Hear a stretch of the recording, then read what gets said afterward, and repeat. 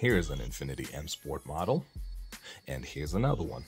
Apart from the obvious color differences between these two cars, there is one subtle difference in the trunk side of these cars. But trunk lid spoilers aside, these cars have more similarities than they have differences. That is due to the fact that they are both genuine Infiniti M Sport models. So in this video, let's discuss these things that make these true sport models. For people buying cars, most people are usually concerned about the drivetrain. Is it a front-wheel drive, a rear-wheel drive, or is it an all-wheel drive vehicle?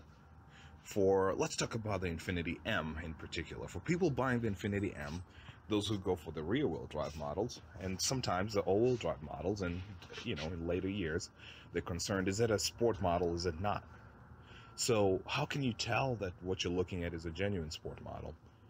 But taking the 56, the 5.6 liter V8, for example, M56, at some point they used to have the 5 and the 6 to help you identify the engine size. If you had the red S right after the 6, does that, do you trust it enough to know that that is indeed a sport model? Just like you would look at the X after the 56, get an M56X, and know that that is indeed an all-wheel drive model.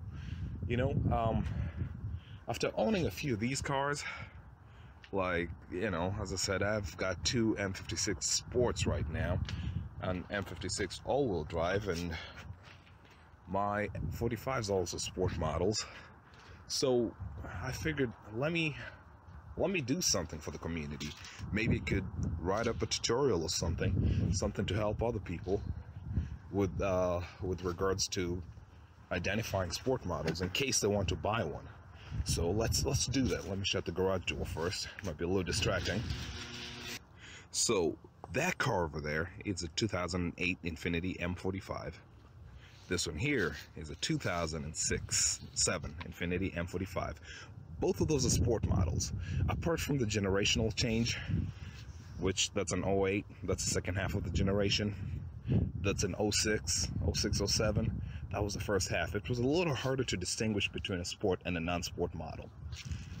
In these other vehicles, this other generation, 2011 and up, Infiniti M, M37 and M56, the sport model had different styling cues and made it just a little easier to identify what a true sport model was. But still, you could be fooled, and intentionally or non-intentionally. Let's talk about some of those styling cues that help you identify what's a true sport model and what's not. So when you have this car coming at you, how do you know for sure that it is a sport model? So one of the easiest ways people do is one of the fastest way people identify the sport models is by the wheels. These are the 20-inch sport wheels. You'll notice here that these wheels are different. Actually, they're not even Infiniti M wheels at all. These are FX wheels, 20 inches as well, which kind of proves a point I'm about to make here, right? Look at this wheel, and look at those wheels over there on my M45. Those are the same sport wheels. So wheels can always be changed.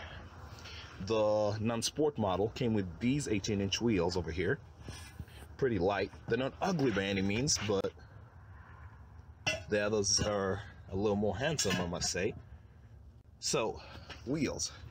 That's one of the fastest way to, if you see the side profile of this car, you'd know that this is a sport model. The second thing you could use from the outside to identify a sport model is the brakes. Look at how massive these brakes are.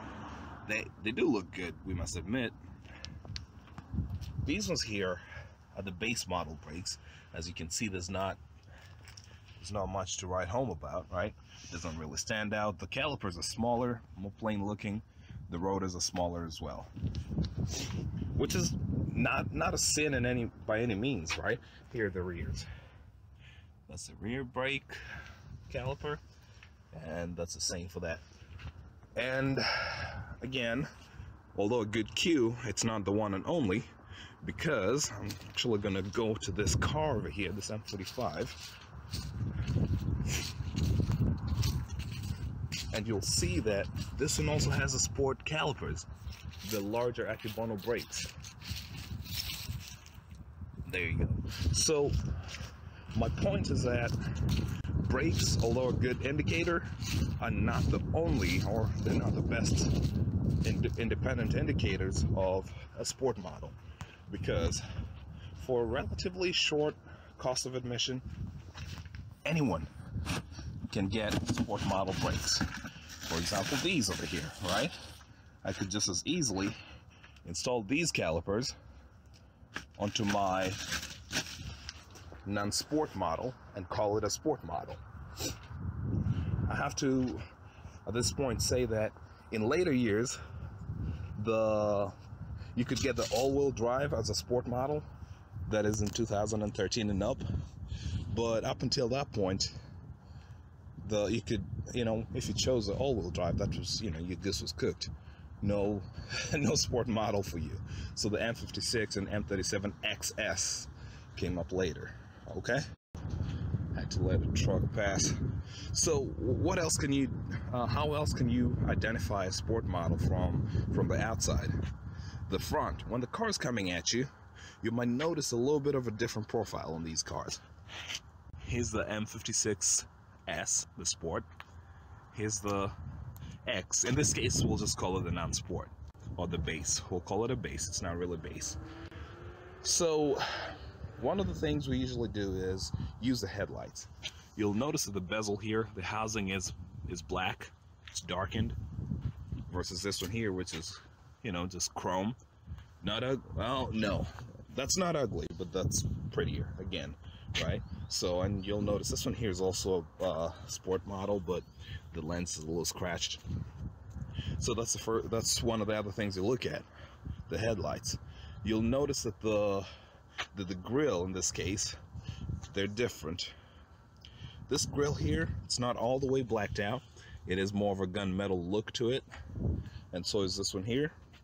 That is what the sport models came with. The non-sport models usually came with a chrome grill, but you could get this one here, which is called the midnight black grill, all black around the badge. So that was an independent option. You could get that for your sport model, your base model, whatever you wanted. The other thing that I usually use as a styling cue is to look at the front bumper cover. This is the easiest way I can tell you. If your bumper cover has got three lower grills, that is the center and two sides, and you can see how the fog light looks like, right? Compared to this one here, one large grill. This is probably a sport model, right? So that's how you do it. And there's a third option. There's what we call the aero bumper, aero package. I call it the Darth Vader treatment. It is pretty aggressive, and in certain colors, it actually looks good, makes the car look better. But that by itself is not an indicator of everything, just like the midnight black grill, because you could get the aero package for a sport model or a non-sport model. Okay, so that's it from the outside. And not to brag, but I've seen or handled enough Infiniti M's that I can tell what you're driving just by the ride height. But the ride height in itself, it's probably not a very good indicator of whatever package you have. That is because a few things happen. People usually modify their cars and get them lower, and even if not lowered, you have the age of the car to take into consideration, right? You have, is it 6 different configurations or 7? M37 base, all-wheel drive and sport model. M56 base, all-wheel drive and sport model. Then you have the M35. So those are different weight vehicles, and they're going to sit on their suspensions a little differently. So let's ignore the exterior things for a little bit. Let's look inside.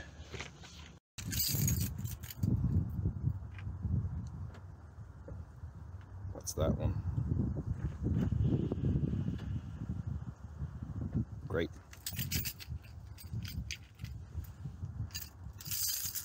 And here's the white one, non-sport.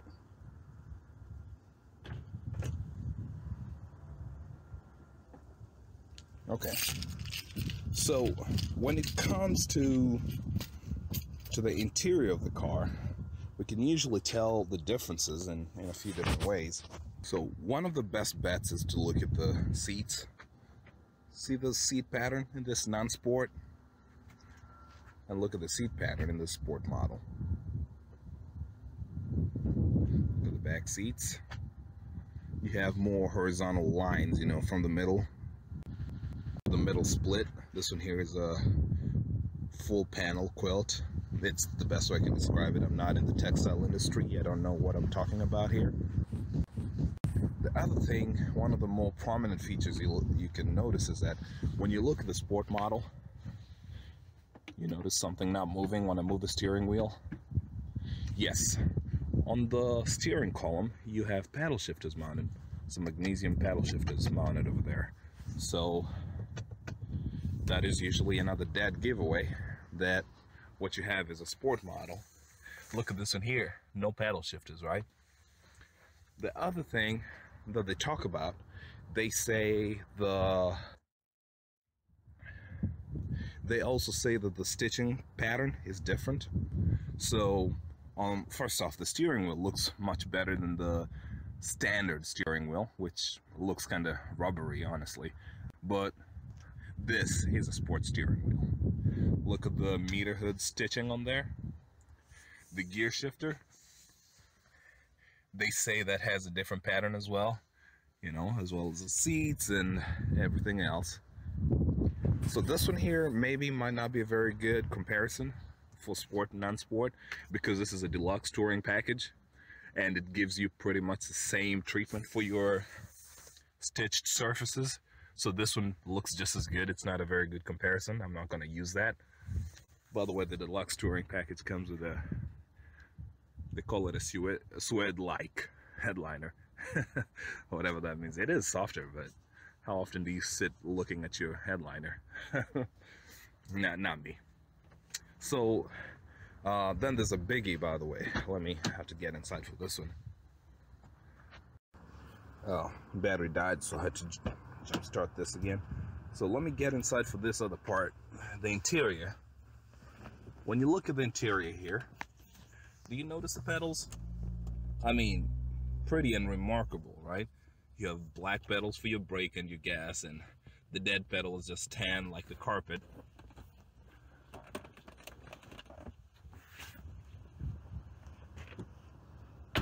The sport model, however, look down there. So you can already see it. I don't even have to open the doors. You have aluminum trim pedals over there, and this one being black, you can notice the aluminum on the dead pedal as well. Makes me wonder, what do the tan ones look like? Not had a non-black interior sport model myself, so I've never really paid attention to that. But I'll keep an eye out. I know they do exist. Those are most of the interior styling cues, you know. And as much as I've said, you can, or at least it should be implied that you can make changes on the outside of your M to make it look like a sport model, you know, whether intentionally or maybe, you know, after an accident you just decide to buy sport model panels. You know, you can pretty much make your car look like a sport model. The interior features might be a little harder to implement, but what I'd say is, with these cars getting cheaper with time, you know, think about if you bought your car for 70, 60, 50, 40, 30, or even 20,000, maybe you're in the demographic that doesn't have time or maybe the desire to make such changes. And this is not to stereotype about the demographic of people that end up buying the cars, but once the cars get to 7,000 or so, you know, maybe people will be a little bolder with altering the cars, you know, the interiors, the exteriors. So more changes might be happening on the inside as well, you know, with time, as the cars get older. So I think that we'll get to a point where maybe, you know, there'll be more parts swapping going on. But for now, you know, you can actually buy pedal shifters, you know. Pedals, most people just don't bother with those, and maybe you can buy pedal covers from eBay. But there's not too much else that you can look at to identify a sport model from a non-sport model, because when it comes to something like the drive mode selector, right, this one here, which says sport, standard, eco, and snow, that's not a good indicator either, because even the non-sports did get that dial indicator, right? So fortunately, and also unfortunately, the things that really make a sport model stand out are the things you cannot really see. One of the things I was trying to kind of touch on earlier is the suspension. The suspension of the sport model is specifically tuned for, it's an interesting ride. The ride is different, you can't, let me see. You honestly have to drive a sport model or ride in a sport model to experience what it is. They're really nice, it's not just a stiff ride, just not hard, but it is firm. It feels sure-footed is the best way to explain it. Unfortunately, right, when you look at them, if you can see anything here, there's no way telling between a sport and a non-sport just by looking at it what exactly is a sport model suspension and what's a base model suspension, right? So along with ride comes handling. The sport models and the all-wheel drive models, usually they have thicker stabilizer bars, for example, but one thing that makes the sport model stand out is its handling, right? It has what was called in the previous generation as RAS, R-A-S, rear active steer. And this model, it was called the 4WAS, or 4WAS, however you want to call that, 4WAS. That is a four-wheel active steering. In the heart of it, it's the same thing. You have a steering rack for the rear, which helps you get a little more predictability or a little more control as to how your car handles. And unfortunately, it takes some effort to be able to see this rear steering rack. The only way to be certain that you're buying a sport model is to go under the car and to verify that you have a rear steering rack, behind the axle, basically, for the rear axle. Likewise, if you want to make sure that you're buying a real all-wheel drive model, you have to go into the car and verify that you have a transfer case, front axles, front differential, you have to go into the car, basically. But there is a cheap method. Well, yeah, in a way, there is a cheap method. If you don't want to go under the car, and you don't, or maybe even if you went under the car, you wouldn't really know what you were looking at, you can still do some things inside the car to help you understand what a sport model is and what, all-wheel drive, whatever option you have, or at least whatever option came from the factory. So here, let's look at this gauge cluster. Focus on the left corner over there, which is usually the engine coolant temperature. Start the car.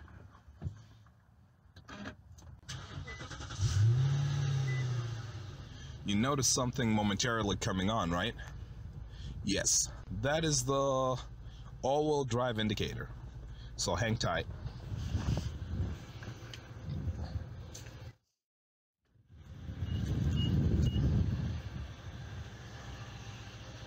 Let's jump into sport model.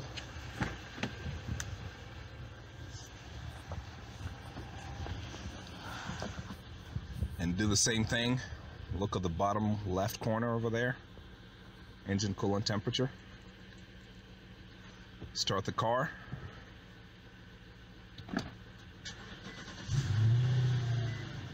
Did you see that?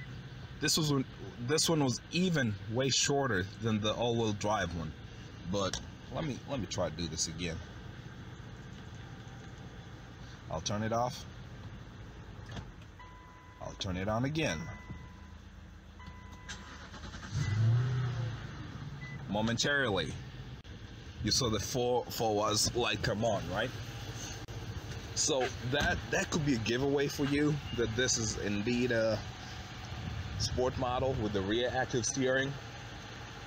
And what can I say? If for some reason you have for sure your car's a sport model and the light doesn't come on, well, I don't know, maybe someone switched out your gauge cluster, you know.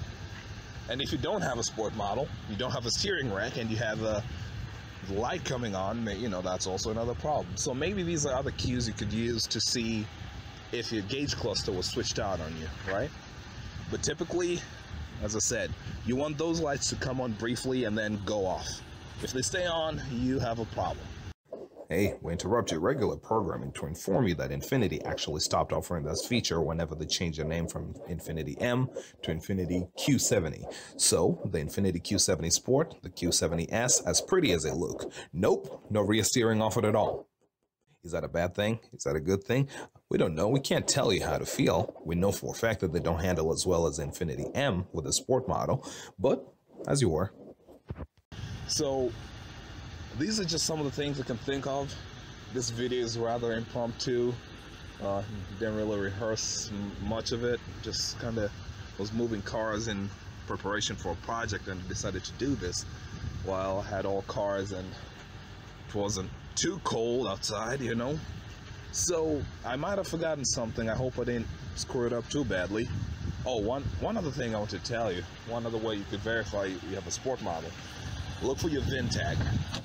Open your door, open your front door, and right here on the B pillar, you have your VIN tag. But if it's a car you're buying, or maybe for whatever reason you're just spying on a car you've seen, you could come up here, you know, in there you can't open the door yet. Come here and look at this, look at the bottom left of the windshield, get the VIN number from there, and call a dealership or buy a car. No, Carfax is not going to tell you much. Buy these labels. You could buy like a window sticker, and I'll get the website name once I remember it. But that's another way to try and verify what options the car came with, right? So this should be the end of the video, pretty much. As I said, I didn't really think of much else to add or to talk about. At the end of the day, you know, since these cars are pretty rare, the sport models, you know, to get a true sport model, pretty rare to get one with in the right condition and the right price. Is it, you know, what's the fuss about? Is it worth the scarcity? You know, should you really bother trying to wait around for a sport model, or can you just settle for any other car? I don't want to make it sound like this is bad. Again, this is the deluxe touring package, so this is really good and I actually enjoy it. The sport model is a joy to drive, I'll tell you that. It handles perfectly and it feels solid. It is not by any means like mag ride or anything, you know, but it is pretty good for what it does. And I would say you just really have to drive one to experience it. I can't really tell you how good chocolate tastes, you know. You just have to taste it for yourself. And the other thing about it is that, you know, being that the engines are pretty much the same, the outputs are similar, this is not like back in the Maxima days where I think the SE had like, was it 5 or 10 more horsepower than the other one, you know. This is all M56s have pretty much the same output. The Q70s, there's a little bit of a difference because of the long wheelbase model, but otherwise they all just pump out 420 horses, you know. But the difference is not just in the raw power. The difference is in the ride and handling and what the sport model can do for you. The transmissions should be tuned the same, but I'll tell you, this one does feel a lot tighter when I drive it. Even in standard mode, it just feels a lot tighter. Even going in a straight line, I feel a little more hugged, and I'm not talking about the seats and the seat bolsters. They say that these guys are supposed to offer more side bolstering. I don't know. I'll tell you they're firmer, that's all I can tell you. You know, but going back to the whole performance thing, in a straight line, I think a sport model might actually be slower. Hey, male person. Hey. Let him pass. waiting for the UPS guy. The UPS guy's my best friend. So in a straight line, I think a base model M56 is actually faster. Either a base model or an all-wheel drive model, just depends on, you know, how you're trying to get out of the hole. And obviously tires matter, but you know, with all things being equal, I think the sport model might actually be a little slower. I haven't had a chance to prove it, but you know, just thinking about the physics of it, you know, with the larger brakes and all that. So I think the difference comes in when you put any corners or curves in the road, and that's when things just start being different, you know. And then at that point it's a matter of, you know, M56 Sport versus M37 Sport. What's better? You know, that's a debate that we can hammer out in, you know, in a different form. But for now, you know, I've just been thinking, I've been toying with this idea around, you know, the different things that I usually work on, like wheel weights and things like that. Technical things that I feel like the forum that I'm active in maybe doesn't care for or appreciate such stuff. You know, maybe I should come up with a different forum to, well, not a competitive forum, but just a different place to share the things that only I seem to care about, you know. So in that respect, this discussion here, as I said, it's rather impromptu. I've just been throwing things around. I am going to write an article. Let me write an article about the M56 Sport and how you can tell what's genuine and what's not. And maybe I'll also make it downloadable in PDF. I don't know. I'm just, as I said, I'm just thinking, you know, as I go right now, just thinking on the fly. But I will come up with something. I will come up with something, and let's write an article. Heck, why stop there? Let's just start a website. I'm gonna have to stop this at that. And maybe by the time this video is posting, although I'll do my best to have as few edits as possible, I just might have that article up and running. Goodbye. See you on the other side.